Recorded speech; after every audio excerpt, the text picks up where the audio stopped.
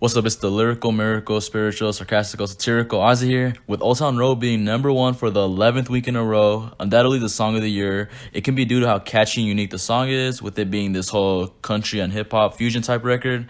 But I know a lot of people are going to be quick to come out and say that this isn't the first time that rappers have worked with this concept. You have Uzi and Tracy doing something similar on their song Like a Farmer, and before that you have rappers and country stars getting on tracks as well, such as Nelly working with Tim McGraw and Snoop Dogg working with Willie Nelson. And today I want to look back on an album that played with this idea as well. Young Thug's Beautiful Thugger Girls, released about 2 years ago on June 16, 2017, following his last mixtape, Jeffrey, Footsteps, with more of an emphasis on singing and melodies.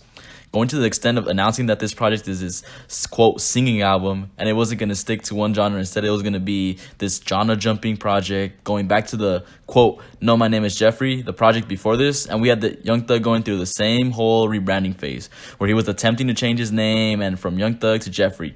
And similarly to this project, he had things where he said that this is going to be a crossover album and how this isn't your typical Young Thug project. So it seemed like they were going to continue this brand new persona in Jeffrey with this Beautiful Thugger Girls tape.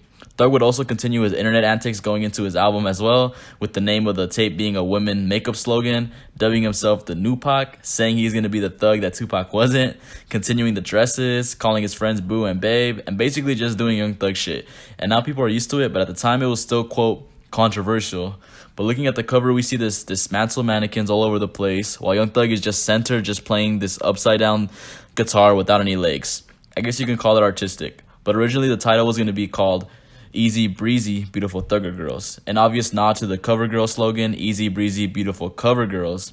But due to Thugger's promo videos where a young woman is beaten up, then her mouth is covered with a duct tape that read Easy Breezy Thugger Girls written on it, it's hard to believe, but the makeup company wasn't down with how their slogan was being parodied.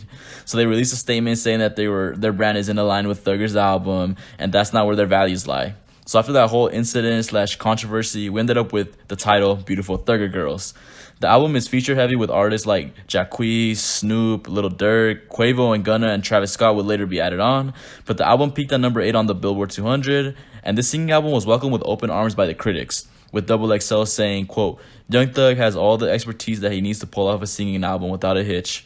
Pitchfork gave it an 80 out of 100, while Hip Hop DX put it on their top 100 albums of the year at number 19. Critically, it had positive reviews, but it only sold 37,000 its first week. And in my opinion, this is a really underrated project. I feel a lot of people slept on this and no one really gave it a listen. But again, a lot of people weren't checking for Thug due to his antics that I mentioned earlier. Unlike at this point where people either accepted it or you just are used to his antics. But whatever the reason is, now people give Thugger his props and actually want to hear his music.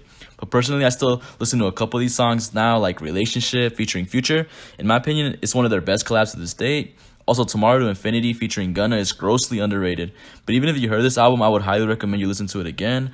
I recently gave it another listen, and the production and melodies are insane. It feels like being on a roller coaster. You have these country-sounding songs, then you get these Caribbean-like songs. It's all over the place, but in a good way. On the She Wanna Party, you have Thugger crooning his heart out, and Millie's harmonizing in the background really makes this song.